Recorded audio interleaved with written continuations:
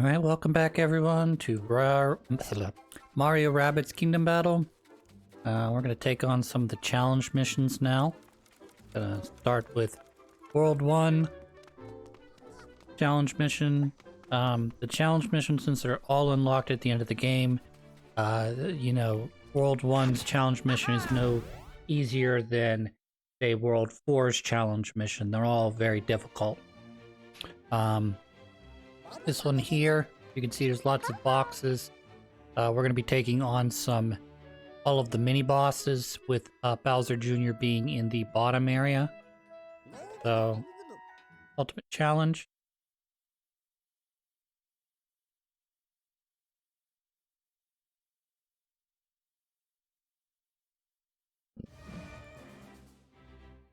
This is a pretty good team to have, because of the multiple dashes, area effect dashes, and of course, the fact that you have a character that can do a cart, or a little, movable micro machine cart, and the other one can use shotgun. And we're not super balanced, but we're balanced enough. Alternatively, you feel very confident about not needing to heal, I would substitute Rabbid Peach for Luigi and overuse his stare ability as much as I could. Alright, Mario, let's go. We're gonna smush everybody. We're gonna run into a bunch of guys here, and then we're going to stomp everybody else. Yeah. And then, yeah. Try to push myself away from the incoming hammer that I know is on its way into me. They're all gonna get smashed, smushed, smashed. So, side note to everything that's going on right now, I've made it up to Job in the Bible. This is about a third of the way through the Bible, roughly speaking. Job is interesting insofar as, prior to Job, a lot of the books of the Bible seem to be revolving around, first the story of creation, then how, and then up through to the point where the Israelites ended up in Egypt.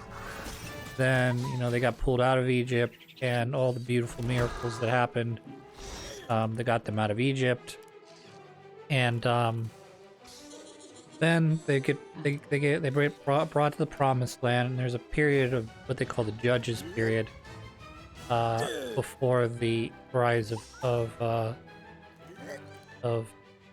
there was a king before David, but King David is sort of the mile marker they generally refer to.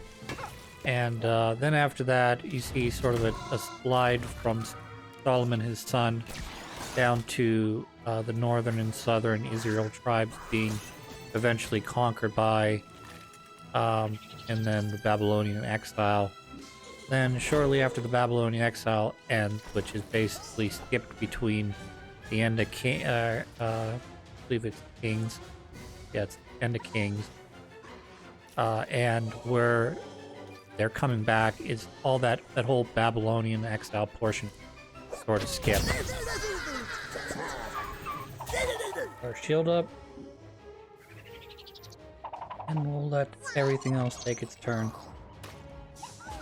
So we got rid of the ice guys because they tend to be more annoying with their ability to home down, or do like a stare ability.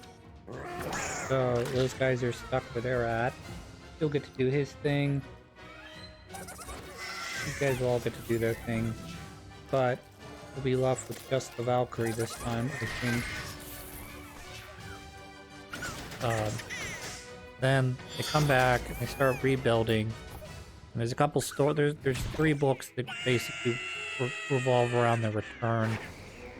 One of them tells the story from the point of view of one of the, I think, governors of that time period, where they were getting ready to rebuild the wall. And they like to do the genealogy stuff a lot. Not necessarily this he who begat who begat who begat who. But, you know, everybody... and I understand also that there's got to be some bias written in here, but basically this clan did this, and this clan did that. This section was rebuilt by this group of people, and, you know, there's a lot of naming of stuff that, you know, I would imagine was important back in the day when the book was first written, but not so much, not as much, I should say, anymore. So the reason I say that is because a lot of the stuff either revolves around them sort of calling to reference to the period, you know, either Abraham, or they talk about, you know, Moses, and then, of course, after David, they refer to, you know, God's servant, David. And it's not, a lot of it's focused around, you know, do what's right, you know, worship only, you know, God the Father as, you know, the only God out there. And then everything will go right. If you don't do that, then you'll get blighted. And I understand that they're written at different times, and they're written from different perspectives and in different time periods, where the Bible up through the return, you know, them coming back from the Babylonian exile, is them basically saying, hey, we didn't follow God's law, we didn't follow his rules, and that's why we're in exile now. And, you know, basically tell the story up to that point. And Job does sort of says the opposite, where Job does everything right, and then he gets, because of a sort of, I guess, a gamble with the devil, you know, God takes everything that he gave Job and took it away from him. And a large chunk of Job is just him and his friends talking about the point of human existence. And, you know, like, you know, sort of some of the, I want to say it sort of ties, you know, God as he is known in the Old Testament up through the point where you start seeing a new doctrine emerging. And I'm not 100% sure, because it's dependent on what's going to come after the point I'm currently at in the Bible. But it seems like we're coming to the point in the Bible where we're going from follow all of God's commandments, otherwise he's going to blight you and punish you and have you taken away into exile. And this lighter, like, hey man, God's not all about the rules, you know. He wants you to be happy, you know, as long as you are honoring him.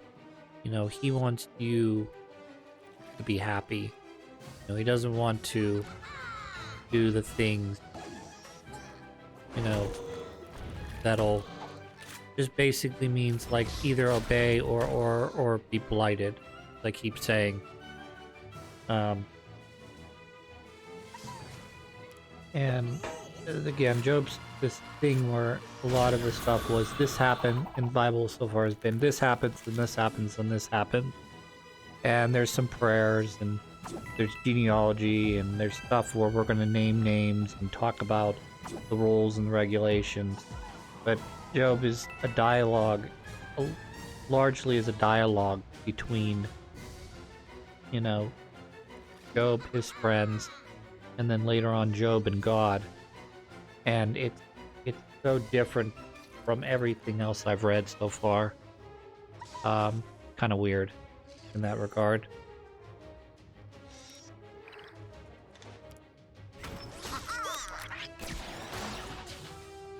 Oh, you shot me.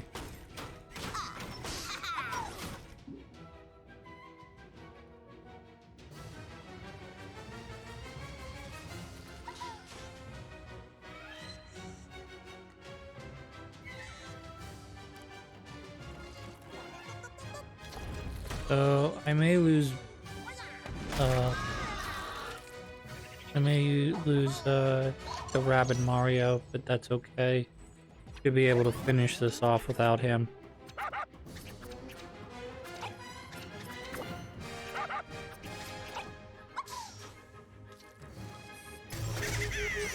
Of course, that's kind of dependent on what the desert guy does. If the desert guy doesn't move, okay. If he doesn't move, we should be okay.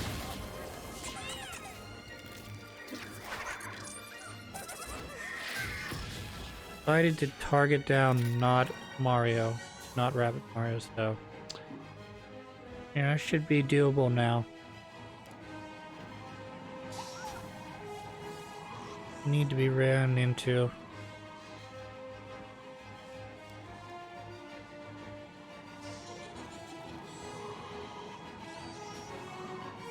Yeah, we can kill you pretty easily, I think.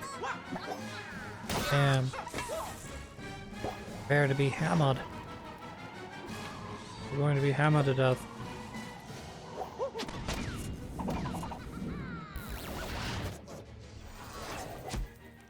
Alright, you're dead.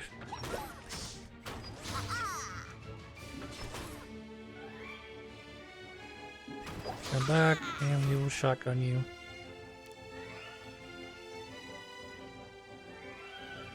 Guess that'll also work. I'm gonna kill this guy.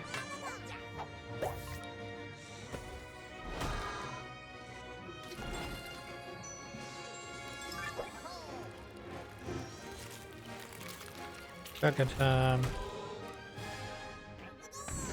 And dead. Let's focus on the Bowser Jr. then.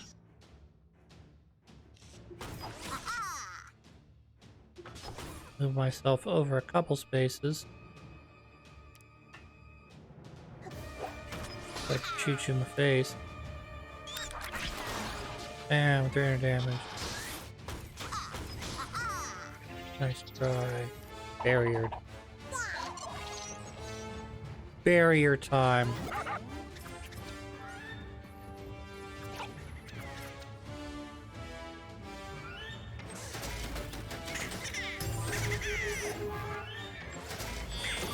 Dead. Okay, I don't need her alive to finish this mission. So it would have been nice. Just ran out of healing is all. Shotgun. Kaboom. That's 700 damage. I need to do 600 more. Do we even 600 damage?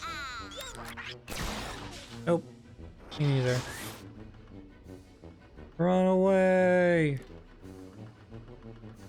I'd run away.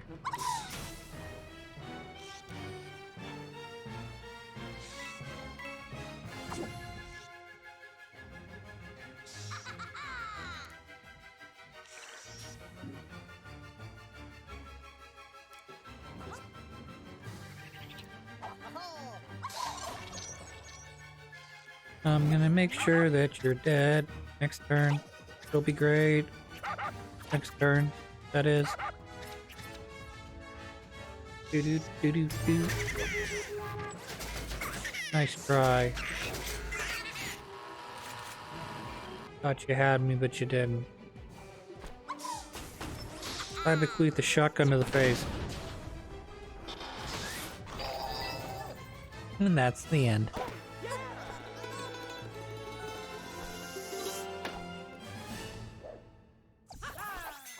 We did it. It only took me like an hour and a half to do, but whatever.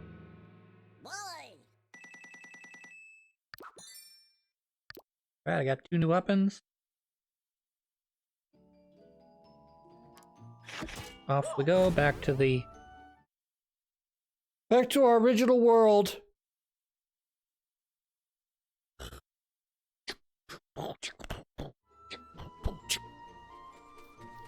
Alright. Now, I'm gonna move on to the next challenge mission. Which I only remember one more of the challenge missions, which kind of stinks. So we're gonna do that next time. Hope you guys have a good one until then.